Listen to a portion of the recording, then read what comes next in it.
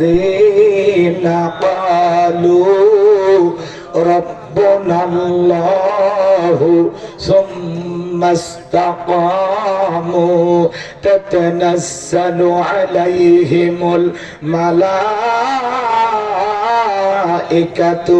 ألا تخافوا ولا تحزنوا وأبشروا بالجنة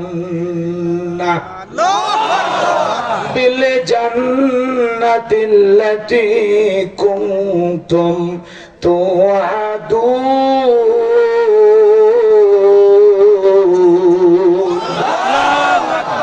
যে কোনো আয়াত বা সূরার তাফসীর করতে হলে কোন প্রেক্ষাপটে কোন সময় রাসূলের উপরে সে আয়াতটি বা সূরাটি নাজিল হয়েছে সেই নাজিলের প্রেক্ষাপট জানার দরকার আছে না নাই? আরবিতে বলা হয় শানে নুজুল। যদি শানে নুজুল আলোচনা করা হয় তাহলে তাফসীর বুঝতে সহজ হয়। বলুন সুবহানাল্লাহ। তাহলে নবীজির উপরে কোন প্রেক্ষাপটে কোন সময়ে আয়াতে কারিমা নাজিল হয়েছে সেই নাজিলের সময়কালটা কেমন ছিল আমি কি একটু বলবো? এরপরে আমরা তাফসীরে চলে যাব ইনশাআল্লাহ। যেহেতু লিখেছেন তাফসীরুল কোরআন মাহফিল, আলোচনা তাফসীর ভিত্তিক হওয়া দরকার আছে না নাই? আছে। তারপরে সুন্দর একটি ঘটনা আপনাদের সামনে তাফসীর আকারে উপস্থাপন করব ইনশাআল্লাহ। আল্লাহ যেন তার এই গোলামকে বলার তৌফিক দান করেন। সকলে বলুন আমিন। আমার কোনো জ্ঞান নাই, জ্ঞান দানের মালিক কে? ক্বালু সুবহানাকা লা ইলমা লানা ইল্লা মা আল্লামতানা ইন্নাকা আনতাল আলিমুল হাকীম। বলুন সুবহানাল্লাহ। সম্মানিত ভাইরা আমার, নবীজির প্রিয় দুইজন মানুষ মাত্র 3 দিনের ব্যবধানে মারা গেলেন। নবীজির প্রিয়তমা স্ত্রী আম্মা জান খাদিজাতুল কুবরা রাদিয়াল্লাহু তাআলা আনহা মারা গেলেন। নবীজির চাচা আবু তালিব মারা গেলেন। দুইজন প্রিয় মানুষকে হারিয়ে ব্যথিত হৃদয় নিয়ে বিশ্বনবী দাওয়াত দেওয়ার জন্য তায়েফে চলে গেলেন। তায়েফের যুবকেরা নবীজির দাওয়াত গ্রহণ না করে নবীজির জান্নাতি শরীর মোবারকে বৃষ্টির মতো পাথর নিক্ষেপ করলেন। আমার ভাইয়েরা, নবীজির দিকে এত পাথর নিক্ষেপ করলেন, পাথর মারতে মারতে বিশ্ব নবীর পুরোটা শরীর পাথরের ভিতরে ঢেকে গেলেন। নবীজির প্রিয় সাহাবী যায়েদ বিন হারেসা বলেন, আমি অনেক কষ্ট করে পাথরগুলো রাসূলের দেহ মোবারক থেকে সরাইয়া ফেললাম। এরপরে নবীজির হুঁশ ফিরে আসলেন। বিশ্ব নবী ডেকে বলেন, যায়েদ এখন কোন নামাজের সময়? হযরতে যায়েদ ডেকে বলেন, নবী এখন আসরের নামাজের সময়। বিশ্ব নবী ডেকে বলেন, আমারে একটু ওযু বানায় দাও, আমি নামাজ আদায় করব। আমার ভাইয়েরা, হযরতে যায়েদ ডেকে বলেন, নবীজির পা মোবারক থেকে আমি যখন জুতা খুলতে গেলাম, আমি তাকায় দেখি নবীজির পবিত্র জুতা মোবারকের উপরে রক্তগুলো জমাট বেঁধে আছে। আমি অনেক কষ্ট করে রাসূলের পা থেকে জুতা মোবারক খুললাম। আমার ভাই, এরপর নবী আসরের সালাত আদায় করলেন। আসমান থেকে জিবরাইল এসে বলেন, নবী, ও নবী, সেই তায়েফের যুবকেরা আপনাকে পাথর নিক্ষেপ করেছে গো নবী, একবার শুধু অর্ডার দেন, পাহাড় চাপা দিয়ে ওদেরকে জমিন থেকে শেষ করে দেব। আমার নবীকে বলে, জিবরাইল, ওদেরকে যদি তুমি শেষ করে ফেলে দাও, ওরা না চিনে আমাকে পাথর নিক্ষেপ করেছে, ওদেরকে যদি দুনিয়ার জমিন থেকে নিশ্চিহ্ন করে দাও, আমি কার কাছে কালেমার দাওয়াত পৌঁছাইব? এ জিবরাইল, আমি তায়েফের যুবকদেরকে মাফ করে দিয়েছি, তুমি আমার প্রভু, আমার মালিক, আমার আল্লাহকে জানায় দাও, আমার আল্লাহ যেন তায়েফের মানুষকে মাফ করে দেয়। কেমন দয়ালু নবী! ওমা আরসালনাকা ইল্লা রাহমাতাল লিল আলামিন। এই জন্য রাসূলকে বলা হয়েছে সমগ্র জাতির জন্য রহমত স্বরূপ। সুবহানাল্লাহ। একটা মানুষের কত দয়া থাকলে, কত বিক্ষত হৃদয়, এরপরে শরীরে পাথরের আঘাত, তারপরে পাল্টা প্রতিশোধ না নিয়ে ক্ষমা করে দিলেন। রাসূল ফেরত আসলেন মক্কায়। 19 দিন পর্যন্ত আসমান থেকে জিবরাইল আসে না, নবীর উপরে নতুন কোন আয়াতে কারিমা, কোন সূরা নাজিল হয় না। কাফেররা সমালোচনা শুরু করতে লাগলেন। সাহাবায়ে কেরামদেরকে ধরে ধরে ডেকে বলে, ও নবীর সাহাবীরা, কি ব্যাপার, কই গেল তোমাদের নবী? তো নতুন কোন আয়াত, নতুন কোন সূরা পাঠ করে আমাদেরকে শোনায় না, নাকি তার উপরে যে জিন ভর করেছিল সেই জিন বিদায় নিয়েছে? জোরে কর নাউজুবিল্লাহ। আবার কেউ কেউ বলতে লাগলেন, ও নবীর সাহাবীরা, নাকি তোমাদের নবীর আল্লাহ তাকে ভুলে গেছেন? জোরে কর নাউজুবিল্লাহ। এইভাবে কাফেররা যখন সমালোচনা শুরু করলেন, সাহাবায়ে কেরাম মনের দিক দিয়ে কষ্ট পায়, কিন্তু রাসূলের সামনে কোনো কিছু প্রকাশ করে না। কারণ সাহাবায়ে কেরাম রাসূলকে অনেক শ্রদ্ধা সম্মান করতেন। সাহাবায়ে কেরাম রাসূলকে পাগলের মতো ভালোবাসতেন। সুবহানাল্লাহ, সুবহানাল্লাহ বলবেন না? সুবহানাল্লাহ। এইজন্য তো সাহাবায়ে কেরাম বাসর করে বউ রেখেও জিহাদের ময়দানে যায়। আল্লাহু আকবার বলেন। গোসল ফরজ, গোসল বাদ দিয়ে তরবারি নিয়ে জিহাদ করতে যায়। আল্লাহু আকবার বলেন। বিয়ের বাজার করতে গেছে, বিয়ের বাজার বন্ধ কইরা যখনই জিহাদের ডাক আসছে, ওই বিয়ের বাজার করা বাদ দিয়ে ঢালা তরবারি কিনে যুদ্ধের ময়দানে যায়। আল্লাহু আকবার। পাগলের মতো ভালোবাসতেন সাহাবায়ে কেরাম রাসূলকে, এবং রাসূল যা বলতেন আদেশ মনে করে, ওয়ার্ডার মনে করে সাথে সাথে তা পালন করতেন। আল্লাহু আকবার। এই জন্য সাহাবায়ে কেরাম ভয়ে রাসূলকে কিছু বলতে পারতেছেন না। 19 দিন পরে আসমান থেকে জিবরাইল এসে বিশ্ব নবীজির উপরে পাওয়ারফুল আয়াতে কারিমা নাজিল করলেন। বলেন আল্লাহু আকবার। আল্লাহু আকবার। এই যুবকে একটা বাজে, তোমাদের মতো যুবক যদি পেশাব করার নামে উঠে যায়, এদের ছবি তুলে রাখেন। এদের মধ্যে যদি কেউ অবিবাহিত থাকে, মেয়েকে বুড়ি বানায় রাখবেন, তাই এরকম ছেলের সাথে বিয়ে দেবেন। কারণ এর সাথে বিয়ে দেওয়ার হিজরের সাথে বিয়ে দেওয়া একই কথা। পুরুষ মানুষ 1-1.5 ঘন্টার মধ্যে পেশাব লাগে না। পেশাব লাগবে পাবনা, পেশাব করবে যা পিরোজপুর জেলা, ওটা হলো পুরুষ। এই বললেন 2-3টে সারা রাত পিনিক একেবারে পড়ে গেল।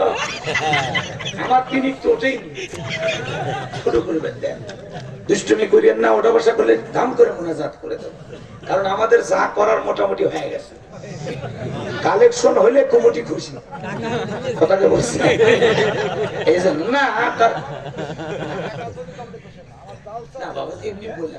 আজকের মাহফিল না, অন্য মাহফিল আজকের মাহফিল না। আমি বুঝতে পারছি আপনি ওয়াজ শোনার জন্য তো আমার নিয়ে আসছেন, তাই না? আমাকে নিয়ে আসার পুরোটা অবদান ওনার, তো বাচ্চু সাহেব উনি ওয়াজ শোনার জন্য নিয়ে আসছে। কিন্তু আমি এই যে ধমক টমক দিয়ে তো সাইজ করতেছি, আপনি অন্য কিছু ভাইবেন না। কারণ ওটা বসা করলে মাথা গরম হয়ে যায়, বুঝছেন? একটার পরে আপনি উঠে যান, আমার আপত্তি নেই। আমার ভাইয়েরা গভীর মনোযোগ দিয়ে শুনবেন।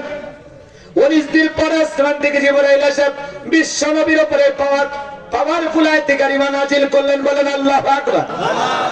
আমার আল্লাহ পাক জানিয়ে দিলেন, ইন্নাল্লাযীনা ক্বালু রাব্বুনাল্লাহ। আমার আল্লাহ বলেন, নিশ্চয়ই যারা বলেন আমি তাদের রব, আমাদের রব কে? আল্লাহ। ইন্নাল্লাযীনা ক্বালু রাব্বুনাল্লাহ, নিশ্চয়ই যারা বলে আমি তাদের রব, আমাদের রব কে? আল্লাহ। সুম্মা ইসতাকামু, এই কথার উপরে যারা ইস্তেকামাত থাকে, অবিচল থাকে, দৃঢ় থাকে, মজবুত থাকে, আল্লাহ তাআলা বলেন আসমান থেকে তাদের উপরে তাতানাজ্জালু আলাইহিমুল মালাইকা, আসমান থেকে তাদের উপরে ফেরেশতা নাজিল হয়। তবে ফেরেশতা নাজিল হয় 3 সময়। কয় সময়? 3 সময়। কোন কোন 3 সময় আমি কি বলবো? একটু অপেক্ষা করেন। এরপরে ফেরেশতা এসে বলবে, আল্লাহ তাখাফু, ভয় পেও না, ওয়ালা তাহজানু, চিন্তা করো না, ওয়া আবশিরু বিল জান্নাতিল্লাতী কুনতুম তুআদুন, তোমাদের এই যে জান্নাতের প্রতিশ্রুতি দেওয়া হয়েছে, যে জান্নাতের ওয়াদা দেওয়া হয়েছে, সেই জান্নাত পেয়ে তোমরা আনন্দিত হও। বলুন সুবহানাল্লাহ। এটা হলো আয়াতের সরল অনুবাদ। এবার মূল তাফসিরে চলে যায়, একটু মনোযোগ দিয়ে শুনবেন। আল্লাহ তাআলা বলেন, ইন্নাল্লাযীনা ক্বালু রাব্বুনাল্লাহ, নিশ্চয়ই যারা বলে আমি তাদের রব, আমাদের রব কে? আল্লাহ। এরপর আল্লাহ বলেন, সুম্মাস্তাকামু, যারা ইস্তেকামাত থাকে, অবিচল অটল থাকে, দৃঢ় থাকে, মজবুত থাকে, আল্লাহ আমার রব, তিনি আমার সব। কথা কয় না? ঠিক। আল্লাহ আমার রব, এই কথার উপরে যারা টিকে থাকতে চায়, তাদের উপরে নানা ধরনের বাধা আসবে, নানা ধরনের ঝামেলা আসবে। আচ্ছা, আপনাদের রাস্তা আছে না, রাস্তার 2 ধারে গাছ লাগান না আপনারা? যখন আইলা আসে নারগিস, হুদহুদ, ফনি, ঘূর্ণিঝড় আসে না, দেখবেন পরের দিন যা দেখবেন অনেক গাছ গাছালি ভেঙে রাস্তায় পড়ে আছে। আবার কিছু গাছ মজবুত ভাবে শিকড় নিয়ে দাঁড়িয়ে আছে। কথা কি বুঝতে পারছেন? এর নাম হলো ইস্তেকামাত থাকা, দীর্ঘ থাকা, মজবুত থাকা। কথা কি বুঝতে পারছেন? সুম্মাস্তাকামু, ইস্তেকামাত থাকা, অবিচল অটল থাকা, দীর্ঘ থাকা, মজবুত থাকা। আপনি যখন বলবেন আল্লাহ আমার রব, এই কথার উপরে টিকে থাকতে হলে আপনার উপরে মামলা আসবে, হামলা আসবে, নির্যাতন আসবে, জুলুম আসবে। ইসলাম মানার কারণে ঘর ছাড়া করবে, বাড়ি ছাড়া করবে, হাজারো নির্যাতন জুলুম সহ্য করে মুসলমানকে টিকে থাকতে হবে। আর এই কথার উপরেই তাকে টিকে থাকতে হবে যে আল্লাহ আমার রব, তিনি আমার সব। এই কথার উপরে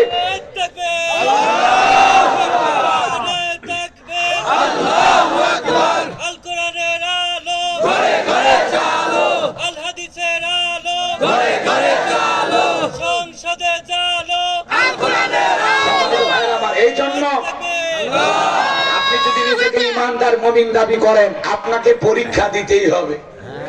আল্লাহ বলেছেন তোমরা কি মনে করো এমনি এমনি জান্নাতে যাইবা, তোমাদের কি পরীক্ষা করা হবে না?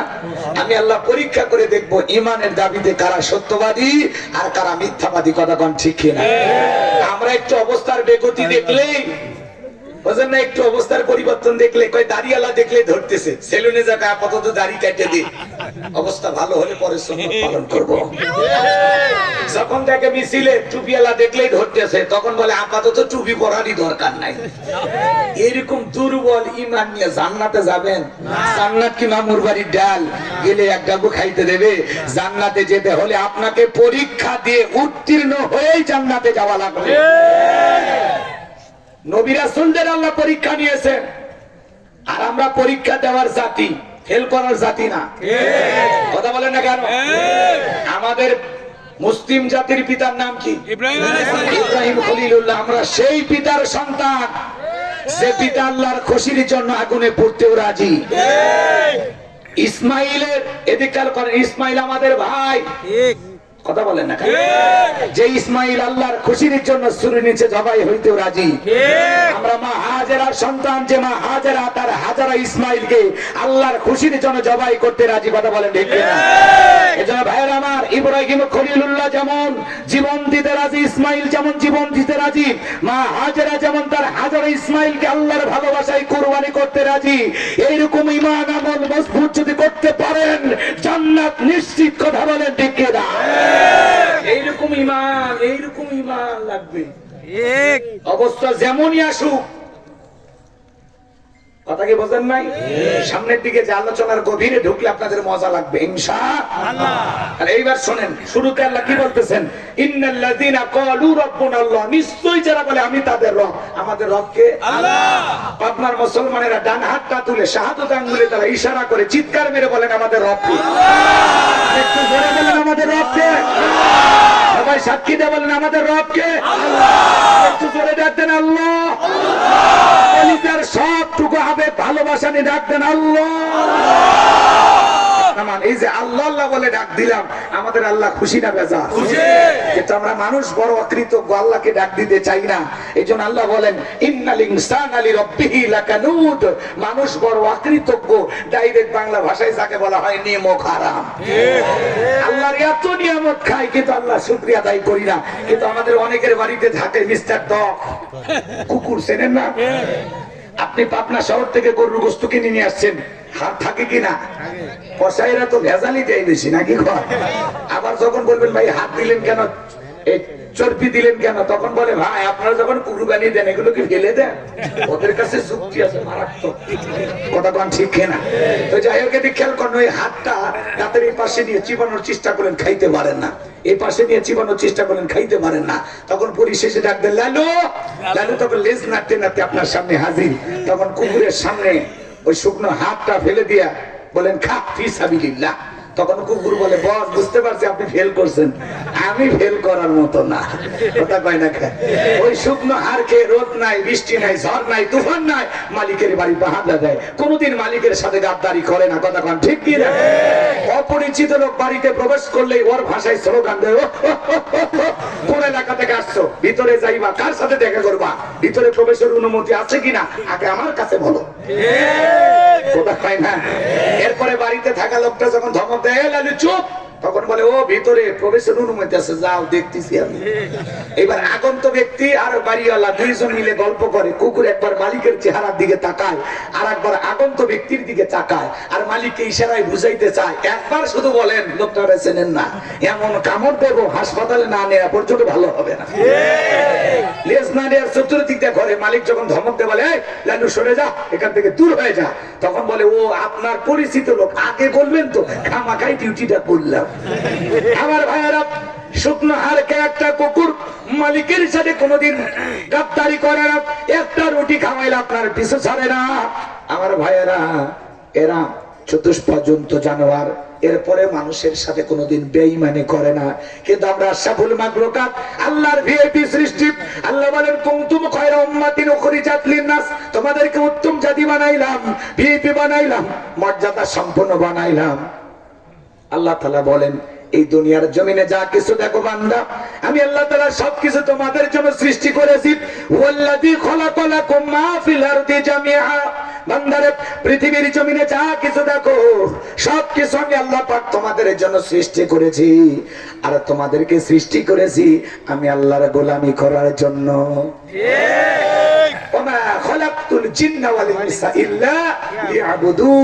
আমি মানব জাতি আর জিন জাতিকে সৃষ্টি করেছি শুধুমাত্র কেবলমাত্র একমাত্র আমি আল্লাহর দাসত্ব আর গোলামি করার জন্য। তাহলে পুরো দুনিয়াতে সবকিছু সৃষ্টি করেছেন আল্লাহ আমাদের জন্য, আর আমাদেরকে সৃষ্টি করেছেন তার ইবাদতের জন্য।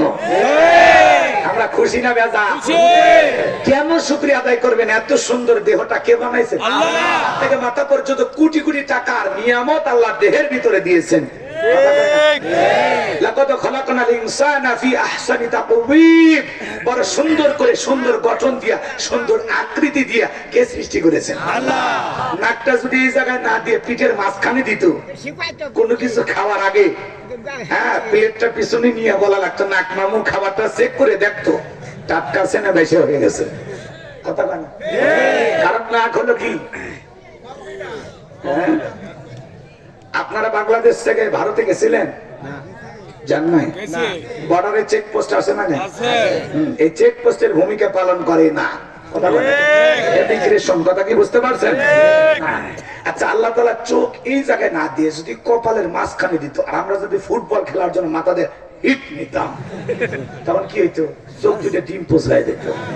তাহলে চোখের জায়গায় চোখ, নাকের জায়গায় নাক, ঠোঁটের জায়গায় ঠোঁট, দাঁতের জায়গায় দাঁত, কানের জায়গায় কান, এত সুন্দর করে। এর একটা যদি 19-20 হয়ে যায়, কারো কানটা একটা লম্বা একটা ছোট হয় না ভাই, কারো নাকটা একটু মোষ হয়ে গেছে, তাহলে কি করে মানুষ? প্রতিবন্ধী। নাকের সাইজ ভালো না, ঠোঁটগুলো একটু বেঁকা হয়ে গেছে, একটু 19-20 হয়ে গেলে দেখেন কেমন জানি লাগে। কথা কন ঠিক কিনা? তাহলে যে আল্লাহ তাআলা এত সুন্দর করে আপনাকে আমাকে সৃষ্টি করেছেন, সে রবের গোলামি করতে রাজি আছে তো ইনশাআল্লাহ? সে আল্লাহর ইবাদত করতে রাজি আছে তো ইনশাআল্লাহ? আল্লাহ আমাদের সবাইকে তার পছন্দের গোলাম হওয়ার তৌফিক দান করুন। জোরে বলুন আমিন। আমিন। তাহলে ভাইরা আমার, কোটি কোটি বার ডাক দিলেও বিরক্ত হন না যিনি, তিনি কে? আল্লাহ। তাহলে আল্লাহ বলেন, ইন্নাল্লাযীনা ক্বালু রাব্বুনাল্লাহ, নিশ্চয় যারা বলে আমি তাদের রব, আমাদের রব কে? আল্লাহ। রূহের জগতে আল্লাহ পাক আপনাকে আমাকে প্রশ্ন করলেন, আলাস্তু বিরাব্বিকুম, আমি কি তোমাদের রব নই? আমরা সেদিন সবাই জবাব দিয়ে বলেছিলাম, ক্বালু বালা, অবশ্যই আপনি আমাদের রব। বলেন আল্লাহু আকবার। আল্লাহ। এই পৃথিবীর জমিনে আসার পর আল্লাহ রাব্বুল আলামিন সর্বপ্রথম যে ওহী নাজিল করলেন, ইকরা বিসমি রাব্বিকাল্লাযী খলাক, পড়ো তোমার রবের নামে যিনি তোমাদেরকে সৃষ্টি করেছেন। আয়াতের ভিতরে রব শব্দ আছে না নাই? আছে। রবের জ্ঞান শিক্ষা দেওয়া হয় কোথায়? স্কুল, কলেজ নাকি মাদ্রাসা? বলেন মাদ্রাসায়। স্কুল কলেজের দিকে তাকায় দেখেন, আরে একটা ছেলে ক্লাস 3-তে পড়ে, ব্যাগ কাঁধে ভরা আছে, পেশাব করতেছে আর রাস্তার মধ্যে লিখতেছে। জিজ্ঞাসা করলে, বাবা কোন ক্লাসে? কয় ক্লাস 3-তে। তো তোমাদের প্রাইমারি শিক্ষক কি একটু আদব কায়দা শিখে না বসে পেশাব করার? কাছে হুজুর সে কথা বলতেছেন, প্রাইমারি পেশাবখানা যা দেখি সারিতে বেড়ে থেকে পেশাব করে, তার মানে যেমন দেখতেছে তেমন শিখতেছে। কথা কোন ঠিক কিনা? আর মাদ্রাসার দিকে তাকা দেন, ছোট্ট ছোট বাচ্চারা কি সুন্দর বৈশা পেশাব করে। ওস্তাদ বলেছে, বাবা দাঁড়িয়ে পেশাব করা হারাম। ওস্তাদ বলেছে, বাবা যারা পেশাব থেকে পবিত্রতা অর্জন করে না এদের জন্য কবরের শাস্তি রয়েছে, কবরের ভিতরে তাদেরকে আযাব দেওয়া হবে। কথা কয় না? হাদিস বিশ্বাস করেন কিনা? তাহলে অনেক মুসলমান, এদিকে খেয়াল করেন, ছোট্ট বাচ্চা 5-7 বছর বয়স, মাদ্রাসায় পড়ে, কি সুন্দর বৈশা পেশাব করে, ডেলে কুলুপ ব্যবহার করে, বাড়িতে যায় মাকে সালাম দেয়, বাবাকে সালাম দেয়, কি সুন্দর ব্যবহার, দেখাই মায়া লাগে। কথা কোন ঠিক কি?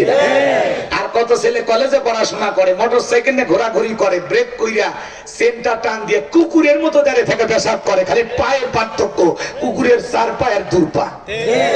কথা কোন ঠিক না? এই যে সিরাজগঞ্জের ঘটনা, একটা শিক্ষা প্রতিষ্ঠানে দেখছেন না, সার কিনে ঘরে অস্ত্র, ব্যাগের ভিতরে অস্ত্র এনে ঘরে, ছাত্র ছাত্রীদেরকে ভয় দেখায় অস্ত্র দিয়ে, জিম্মি করে, বলে কাপড় খোঁজ, তোর ভিডিও করি। কথা হয় না? কি চিন্তা করেন? আর ছাত্র শিক্ষকের মাঝে সম্পর্কটা গেছে কোন জায়গায়?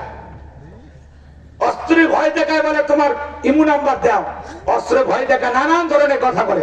শিক্ষক হলো বাবার মতো, তারা যদি ছাত্র ছাত্রীর দিকে বদ নজরে তাকায়, একটা ছাত্রীর যদি সম্মানহানি করার চেষ্টা করে, একটা ছাত্রীর সাথে যদি ইফটিজিং করার চেষ্টা করে, শিক্ষক হইয়া যদি অশ্লীলতার নজরের দিকে তাকায়, বাঁকা নজরের দিকে তাকায়, এ শিক্ষক না শিক্ষক নামের বদমাইশ।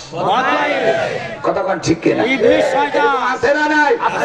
এই জন্য ভাইয়েরা আমার, অনেক শিক্ষক আছে ছাত্রীকে নিজের মেয়ে ভাবে না, বউ ভাবে। আছে না নাই? এই যে সিরাজগঞ্জের ঘটনা নেট দুনিয়ায় ভাইরাল হয়ে গেছে, অস্ত্র মুখে জিম্মি করে ছাত্র ছাত্রীদেরকে, যা ইচ্ছা তাই করে। একটা শিক্ষক মানুষ যদি শিক্ষা প্রতিষ্ঠানে অস্ত্র নিয়ে ঘোরাঘুরি করে, শিক্ষা প্রতিষ্ঠান কি অস্ত্র নিয়ে ঘোরার জায়গা না? শিক্ষকের হাতে অস্ত্র শোভা পায় না, শোভা পায় কলম। সেই শিক্ষকের হাতে যদি অস্ত্র থাকে, তাহলে ছাত্রের হাতে তার সাথে বড়টা থাকবে, বোমা থাকবে নাকি? শিক্ষক যদি পিস্তল নিয়ে ঘোরে, তাহলে ছাত্রের কাছে বোমা থাকবে না? থাকবে। এই জন্য ছাত্র ছাত্রী সবাই অভিযোগ করতেছেন যে ইনি মানুষ হিসাবে ভালো না, নোংরা প্রস্তাব দেয়, বাজে কথা বলে, নোংরা ইঙ্গিত করে। এ ধরনের শিক্ষকদের বিচার হওয়া দরকার আছে না নাই? উনি কেন শিক্ষা প্রতিষ্ঠানে পিস্তল নিয়ে যাবে? এই শিক্ষকের দৃষ্টান্তমূলক শাস্তি চাই আমরা। কথা বলে ঠিক কিনা? এই জন্য ভাইরা আমার, যতটুকু সভ্যতা ভদ্রতা আছে মাদ্রাসার ভিতরে, মাদ্রাসা শিক্ষা ব্যবস্থার ভিতরে, কথা কোন ঠিক কিনা? আর কলেজ ইউনিভার্সিটির দিকে তাকান, মাঝে মাঝে ছাত্র শিক্ষককে পিটাইয়া কাপড় খুলে ল্যাংটা করে রুমের ভিতরে বন্দি করে রাখে। কলেজের ক্যাম্পাস গুলোর দিকে তাকায় দেখেন, মনে হয় ছোটখাটো প্রেমের পার্ক বসেছে, ছাত্র ছাত্রী পিঠে হেলান দিয়ে বসে আছে, ওই পার্কে শিক্ষক হেঁটে যায়, কিছু বলার উপায় নাই, পরিশেষে বলে হেপি লাগতেছে, চালিয়ে যা। কথা কোন ঠিক না? এই জন্য বাজানো গো আমার, কলেজ ইউনিভার্সিটির দিকে তাকায় দেখেন, সমাজের শিক্ষা ব্যবস্থা একেবারে ধ্বংস হয়ে গেছে। ওখানে ছেলে মেয়ে প্রেম নিয়ে বসে আছে, বাদাম ফাইটাতেছে আর খাইতেছে, শিক্ষকের সামনে ঘোরাঘুরি করতেছে একে অপরের হাত ধরে। ওই জায়গায় কোনো সভ্যতা ভদ্রতা অনেক ক্ষেত্রে দেখা যায় না। কথা বলেন ঠিক না? এই জন্য মাদ্রাসার দিকে তাকায় দেখেন, ওস্তাদকে পিটানো তো দূরের কথা, ওস্তাদের পায়ে ওজুর পানি ঢেলে দেয়। এই জন্য সন্তানকে যদি মানুষের মতো মানুষ বানাতে চান, মাদ্রাসায় পড়ানো ছাড়া বিকল্প কোন রাস্তা খোলা না। ছোটবেলায় মাদ্রাসায় পড়ান, কোরআন হাদিসের এলেম আর জ্ঞান অন্তরে ঢুকাইয়া দেন। প্রথমে যদি কোরআন হাদিসের এলেম অন্তরের ভিতরে সন্তানকে ঢুকাইয়া অন্তরটা পরিষ্কার করতে পারেন, 2, 4, 5, 10 বছর মাদ্রাসায় পড়াইয়া এরপরে আপনি ডাক্তার বানান, সে আদর্শ ডাক্তার হবে, ইঞ্জিনিয়ার হলে আদর্শ ইঞ্জিনিয়ার হবে, নেতা হলে আদর্শ নেতা হবে। কোরআন হাদিসের জ্ঞান যাদের ভিতরে আছে, এদের মা বাবাকে বৃদ্ধাশ্রমে পাওয়া যায় না।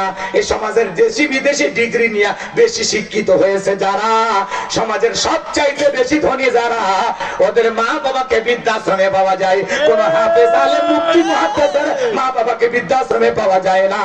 কোন রিকশা চালক ভ্যান চালকের মা বাবাকে বৃদ্ধাশ্রমে পাওয়া যায় না।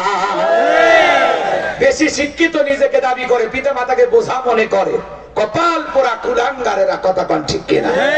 আল্লাহ রাসূল বলেছেন, হুমা জান্নাতুকা নারুকা, তোমার পিতা মাতাই তোমার বেহেশত, তোমার পিতা মাতাই তোমার দোজখ। যারা পিতা মাতার সাথে খারাপ ব্যবহার করে মা বাবাকে ঘর থেকে বাড়ি থেকে তাড়াইয়া দেয়, বৃদ্ধাশ্রমে পাঠাইয়া দেয়, এ যেন মা বাবাকে তাড়াই দেয় নাই, নিজের ভাগ্য থেকে জান্নাতকে তাড়িয়ে দিয়েছে। ওয়াকাদ রাব্বুকা আল্লা তা'বুদু ইল্লা ইয়াহু ওয়া বিল ওয়ালিদাইনি ইহসানা। আল্লাহ বলেন, আমার ইবাদত করো, আমার গোলামি করো, আমার ইবাদতের সাথে কাউকে শরীক করো না। আমার ইবাদতের পর তোমাদের দায়িত্ব হলো মাতা পিতার খেদমত করা, তাদের সাথে উত্তম আচরণ করা, ভালো ব্যবহার করা, কথা বলেন ঠিক কিনা? যে কত বড় নিয়ামত, আমি যদি 2-1 ঘন্টায় আলোচনা করি লম্বা হবে, এত কথা বলার সুযোগ নাই। কিন্তু একটা জিনিস পরিষ্কার, কোন মা বাবা যদি তার সন্তানকে মাদ্রাসায় পড়াইয়া আলেম বানাইতে পারে অথবা কিছুদিনও মাদ্রাসায় পড়াইতে পারে, এই সন্তানগুলো কখনো বেয়াদব হয় না, এই সন্তানগুলো কখনো পথভ্রষ্ট হয় না, এই সন্তানগুলো কখনো মিসগাইড হয় না, কথা বলেন ঠিক কি না? এই জন্য সন্তানদেরকে ছোটবেলায় মাদ্রাসায় পড়াবো তো ইনশাআল্লাহ, পড়াবো তো ইনশাআল্লাহ। আল্লাহ কবুল করেন, জোরে বলেন আমিন। আমার ভাইয়েরা, আমার আল্লাহ পাক জানিয়ে দিলেন, ইকরা বিসমি রাব্বিকাল্লাযী খলাক, পড়ো তোমার রবের নামে যিনি তোমাদেরকে সৃষ্টি করেছেন। এই এদিক খেয়াল করেন বাজান, এই আয়াতের ভিতরে রব শব্দ আছে না নাই? আছে। পবিত্র কোরআনুল কারীমে 1 নম্বর সূরাতুল ফাতিহার 1 নম্বর আয়াত, জবান ছেড়ে সবাই বলুন আলহামদুলিল্লাহি রাব্বিল আলামিন। সমস্ত প্রশংসা, যাবতীয় প্রশংসার একমাত্র মালিক তিনি, সৃষ্টিগুলোর রব, আমাদের প্রতিপালক, আমাদের আল্লাহ যিনি। এই আয়াতের ভিতরে রব শব্দ আছে না নাই? আপনি আমি যখন রুকুতে চলে গেলাম, কি তাসবিহ পাঠ করলাম? সুবহান রাব্বিয়াল আযীম, সুবহান রাব্বিয়াল আযীম, রব শব্দ আছে না নাই? রুকুতে দাঁড়ানোর সময় কি বলি? সামিআল্লাহু লিমান হামিদা, রব্বানা লাকাল হামদ, রব শব্দ আছে না নাই? এরপরে আপনি আমি যখন মাথাটা নত করে সিজদায় চলে যাই, কি তাসবিহ পাঠ করি? সুবহান রাব্বিয়াল আলা, সুবহান রাব্বিয়াল আলা, সুবহান রাব্বিয়াল আলা, রব শব্দ আছে না নাই? অনেকে খালি ফসফস করে সুবহানাল্লাহ সুবহানাল্লাহ সুবহানাল্লাহ সুবহানাল্লাহ কয় না, সবিনের তেল পায় আল্লাহ। স্পষ্ট করে বলতে হবে সুবহান রাব্বিয়াল আলা, সুবহান রাব্বিয়াল আলা, সুবহান রাব্বিয়াল আলা, সুবহান সুবহান সুবহান। অনেক মানুষের শুনি কি রে ভাই, স্পষ্ট করে সুবহান রাব্বিয়াল আলা, সুবহান রাব্বিয়াল আলা। পারবো তো ইনশাআল্লাহ? একটু মনোযোগ দিয়ে শুনবেন মাজান। সিজদার তাসবিহে রব শব্দ আছে না নাই? আছে। এরপরে সালাম ফিরানোর পরে মালিকের কাছে যখন হাত তুলে দোয়া করি, কি বলি? রব্বানা আতিনা ফিদ দুনিয়া হাসানাতাও ওয়া ফিল আখিরাতি হাসানাতাও ওয়া কিনা আযাবান নার। আল্লাহর কাছে দোয়া করে বলি, সূরা বাকারা 201 নম্বর আয়াত, আল্লাহর কাছে বলি, হে আমাদের রব, আমাদেরকে দুনিয়ার কল্যাণ দান করো, আখিরাতের কল্যাণ দান করো, ওই কঠিন জাহান্নামের আগুন থেকে মুক্তি দাও। তাহলে ইহকাল পরকালের কল্যাণ দেওয়ার মালিক কে? আল্লাহ। জাহান্নামের আগুন থেকে বাঁচানোর মালিক কে? আল্লাহ। পবিত্র কোরআনুল কারীমের সর্বশেষ যে সূরাটির নাম হলো নাস, তার 1 নম্বর আয়াত, কুল আউযু বিরাব্বিন নাস। রব শব্দ আছে না নাই? জীবনের পরতে পরতে সব জায়গা রব। আপনি আমি যেদিন মারা যাব, ওই মসজিদের মাইকে যেদিন এলান জারি হবে, এই গ্রামের অমুক ব্যক্তি বেঁচে নাই, ইন্না লিল্লাহি ওয়া ইন্না ইলাইহি রাজিউন। আপনার আমার মৃত্যুর সংবাদ শোনার পর ছেলেটা কেঁদে বলবে বাবা নাই, মেয়েটা কেঁদে বলবে বাবা নাই, প্রিয়তম স্ত্রী কেঁদে বলবে আমার স্বামী নাই, মাও বেঁচে থাকলে বলবে কলিজার ধনটা হারাইলাম। গতকালকে আল্লামা লুৎফর রহমান হুজুর মারা গেলেন, জানা যায় লক্ষ লক্ষ মানুষের গান নেমেছে বাজার, হাজার হাজার মানুষ চোখের পানি ছেড়ে দিয়া কোরআনের ময়না পাখিকে বিদায় দেয়, কথা কর ঠিক কিনা?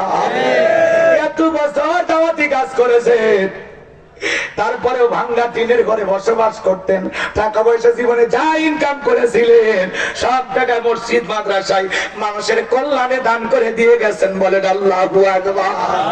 ভাঙ্গা ঘর, জিনিসগুলো পড়ে আছে, বেশি আসবাবপত্র ছিল না। আমার ভাইরা, আল্লামা লুৎফর রহমান হুজুর মারা গেছেন, প্রত্যেকটা চ্যানেলে নিউজ প্রচার করা হচ্ছে, একজন আলেমকে মানুষ রাজকীয় ভাবে বিদায় দেয়, কাঁদতে কাঁদতে বিদায় দেয়। আলেমেরা মারা গেলে মানুষ কান্না করে, আর কত জালেম মারা যায়, মানুষ আল্লাহর কাছে দোয়া করে বলে আলহামদুলিল্লাহ। ঠিক। এই শোনা জানবো, আমার বাংলাদেশের মাত্র কয়েক মাসের ব্যবধানে আমরা কোরআনের ময়না পাখি আল্লামা দেলোয়ার হোসেন সাইদি হুজুরকে হারিয়েছি, এরপরে আবার আল্লামা লুৎফর রহমান হুজুরকে হারাইলাম। এভাবে একে একে সোনার পাখিগুলো বিদায় নিয়ে যায়, আমরা রাহাবা হারাইতেছি। আমাদের প্রিয়রা আবার বিদায় নিয়ে যাচ্ছেন, তাদের জন্য কলিজা থেকে দোয়া করে দেয় আল্লাহ এই লক্ষ্মীপুরের কৃতি সন্তান আল্লাহ আল্লামা লুৎফর রহমান হুজুরের কবর তুমি জান্নাতের বাগান বানায় দাও, জান্নাতের উচ্চ মাকাম দান করো, জোরে বলেন আমিন।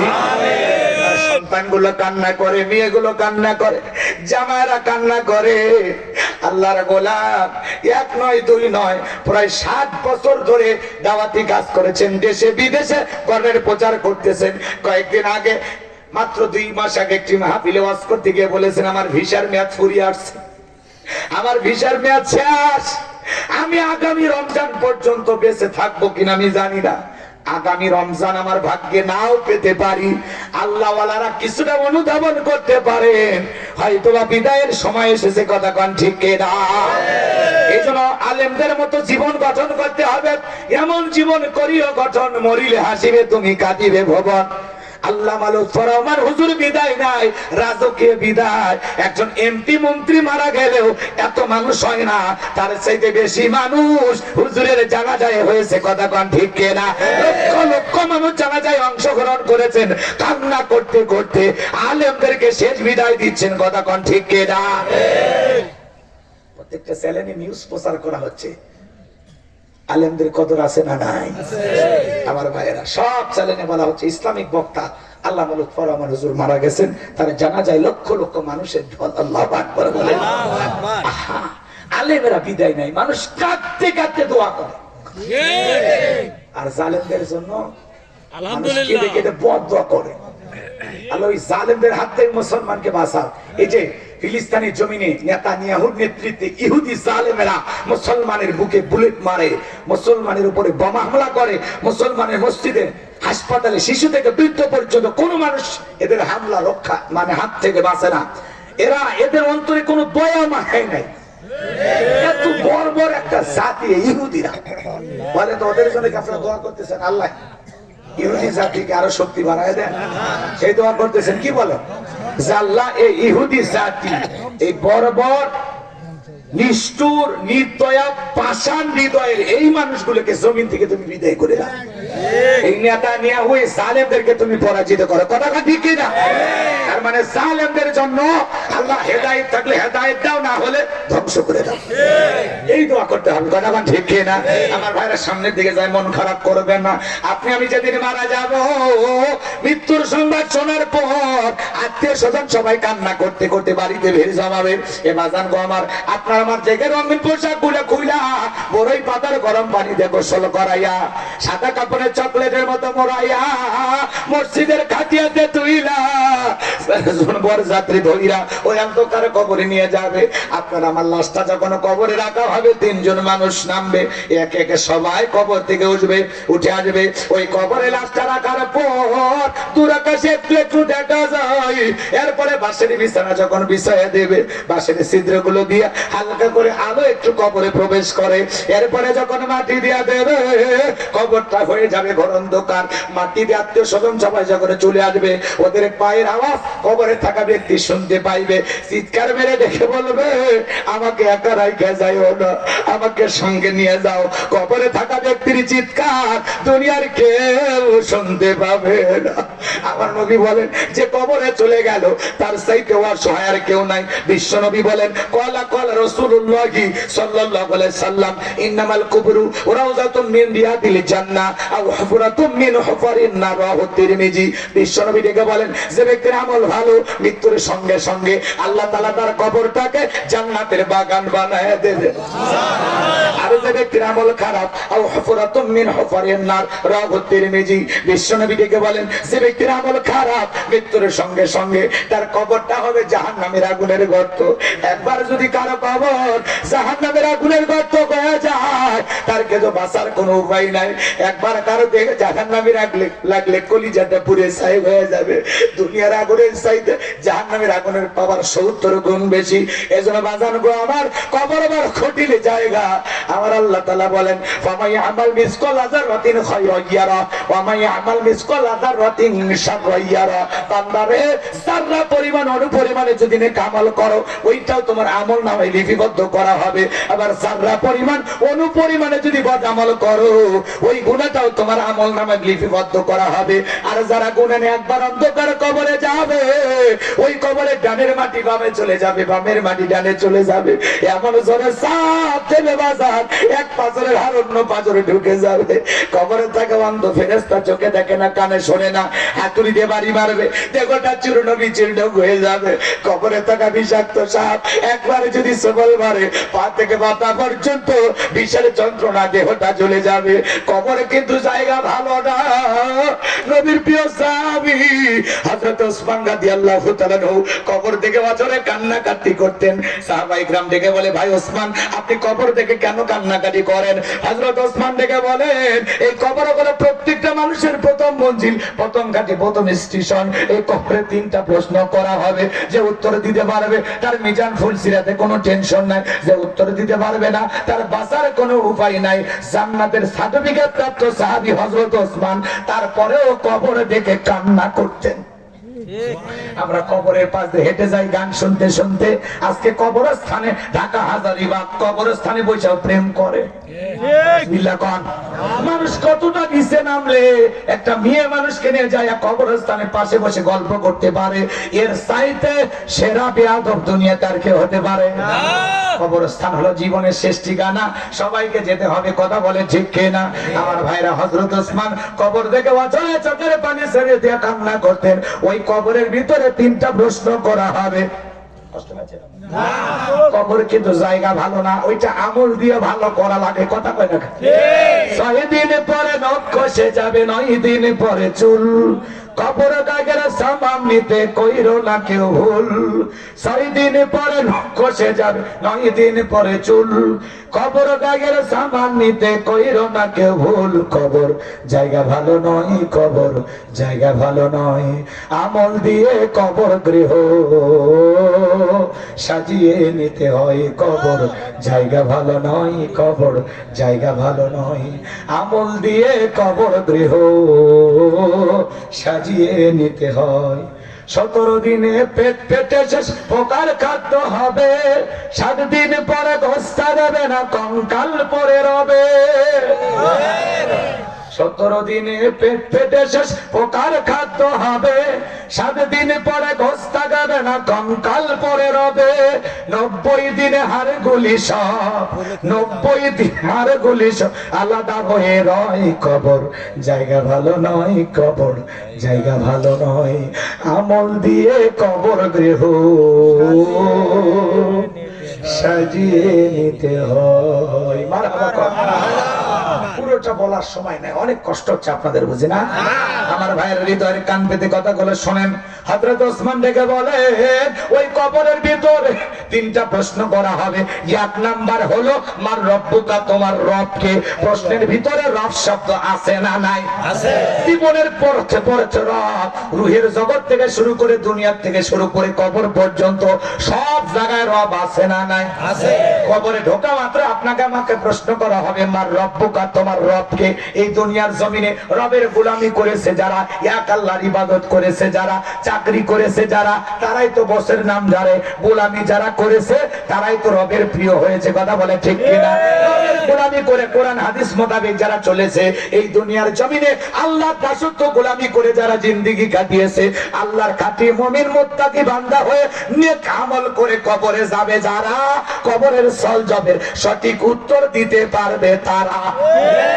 তাদেরকে যখন প্রশ্ন করা হবে মার রব্বুকা, ওই নেককার মুত্তাকি আল্লাহর প্রিয় গোলাম উত্তর দিয়ে বলবে, রব্বি আল্লাহ, রব্বি আল্লাহ, আমার রব আমার আল্লাহ।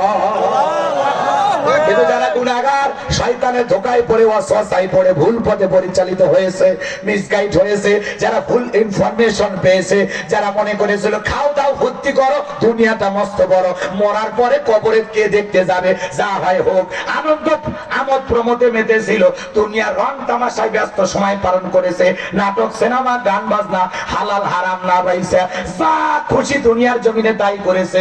মরণের পরে এদিকাল করলে, মরণের পরে গুনাহ নিয়ে আল্লাহর অবাধ্য গোলাম হয়ে কবরে যাবে যারা, কবরের সঠিক সলজবের উত্তর দিতে পারবে না তারা। তাদেরকে যখন প্রশ্ন করা হবে মার রব্বুকা, তারা ফেল ফেল করে তাকিয়ে থাকবে আর বলবে হাই হাতাল আদরি, এ কি জিগা আমি তো বুঝি না। ভালো করে বুঝবেন বাজান গো আমার। তাহলে নেক আমল করে কবরে যাবে যারা, উত্তর দিতে পারবে তারা।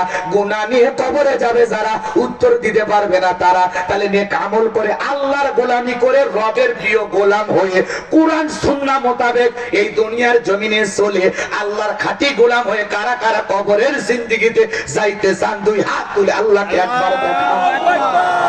আল্লাহ আমাদের সবাইকে নেক আমলকারী বান্দা হিসেবে কবুল করুন। কবরের সলজব আল্লাহ আমাদের জন্য সহজ করে দেন। জোরে বলেন আমিন। পাঁচ ওয়াক্ত নামাজি বানায় আল্লাহ যেন কবরে নেই। জোরে বলেন আমিন। আমরা হিংসা করব না, বিদ্বেষ করব না, অহংকার করব না, গীবত করব না, পরনিন্দা করব না, খাদ্যে ভেজাল দেব না, ওজনে কম দেব না, জমিরাল ঠেলবো না, দুধে পানি মিশাবো না, সুদ খাবো না, ঘুষ খাবো না, মা বাবাকে কষ্ট দিব না, বিবিকে কষ্ট দিব না, সন্তানদের কষ্ট দিব না, প্রতিবেশীকে কষ্ট দিব না। এই দুনিয়ার জমিনে জীবিত থাকা অবস্থায় কোন ধরনের গুনার কাজ আমরা করব না। আল্লাহ কবুল করেন। জোরে বলেন আমিন। আল্লাহ যেন আমাদেরকে পরিপূর্ণতার গোলাম হওয়ার তৌফিক দান করেন। জোরে বলেন আমিন। কবরের ভিতরে 8 নাম্বার প্রশ্ন, মার রব্বুকা, তোমার রবকে, রব শব্দ আছে না নাই? আল্লাহ তাআলা কি বলেন? ইন্নাল্লাযীনা ক্বালু রাব্বুনা আল্লাহ, নিশ্চয় যারা বলে আমি তাদের রব, আমাদের রব কে? আল্লাহ। আল্লাহ আমার রব, তিনি আমার সব। ওই যে গান শোনে নাই, আল্লাহ আমার রব, এই রবই আমার সব। বলেন তো বান্দার চাওয়া সবকিছু পূরণ করার ক্ষমতা একমাত্র কার? আল্লাহ। বান্দার কোনো কিছু চাওয়ার আগে বান্দার অন্তরের কথা বুঝে ফেলে দেন, তিনি কি? আল্লাহ। সে রবের গোলাম আমরা হতে রাজি আছি তো ইনশাআল্লাহ। আল্লাহ বলেন ইন্নাল্লাযীনা ক্বালু রাব্বুনা আল্লাহ, নিশ্চয় যারা বলে আমি তাদের রব, আমাদের রব কে? আল্লাহ। এই পৃথিবীর জমিন আল্লাহ যখন কাউকে জিরো থেকে হিরো বানায়, একটু ক্ষমতার জিয়াদ দেয়, চাওয়ালা থেকে প্রধানমন্ত্রী বানায়, আর মসজিদ ভেঙে মন্দির বানায়।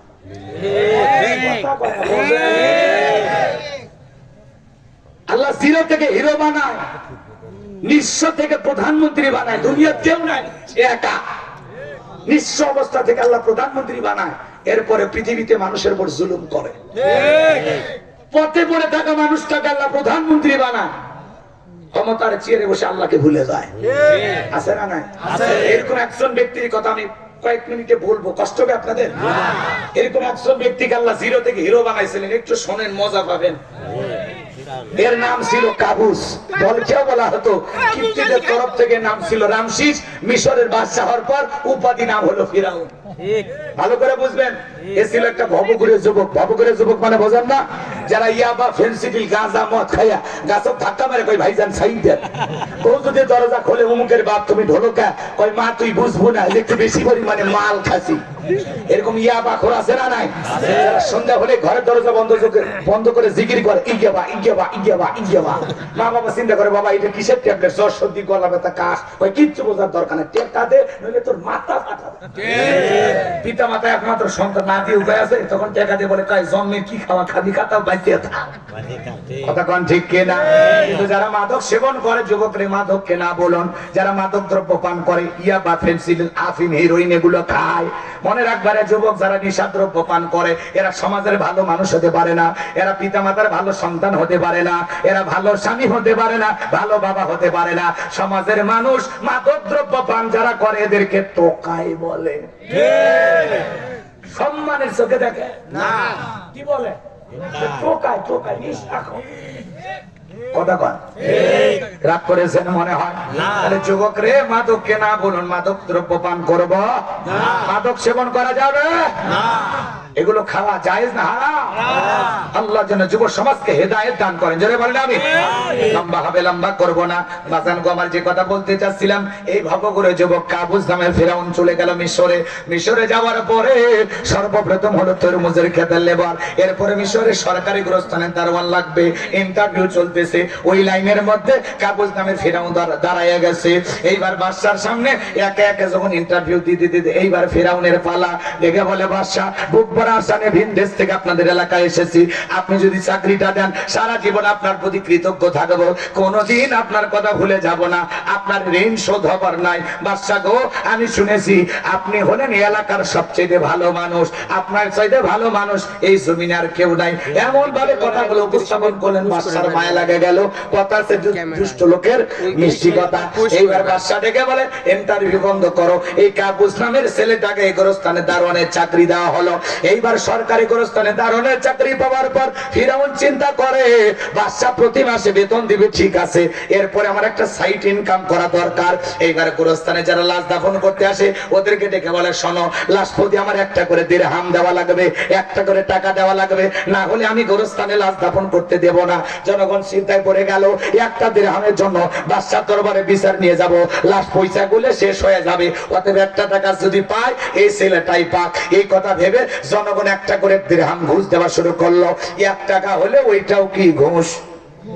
বাংলাদেশে কিন্তু ঘুষ নাই, আছে। শোনো, এই দেশটার গল্প করি, দেশটা মনে হয় স্বপ্নপুরী, শুধু খোর ঘুষখোর মদখোর জুয়াখোর, হে তাই আছে ভুড়ি ভুড়ি, হে তাই আছে ভুড়ি ভুড়ি। এ দেশে অসৎ কামাই কেউ করে না, তবে ঘুষের টাকা পেলে কেউ তো ছাড়ে না। টেবিলের নিচে দিয়ে হাত বাড়িয়ে কালো টাকাটা নেই সারিয়ে, টেবিলের নিচে দিয়ে হাত বাড়িয়ে কালো টাকাটা নেই সারিয়ে, করছে ওরা বড় দেশের চুরি, করছে ওরা বড় দেশের চুরি। শোনো, এ দেশটার গল্প করি। আছে না না, একটা ছেলে চাকরির জন্য 10 লাখ 15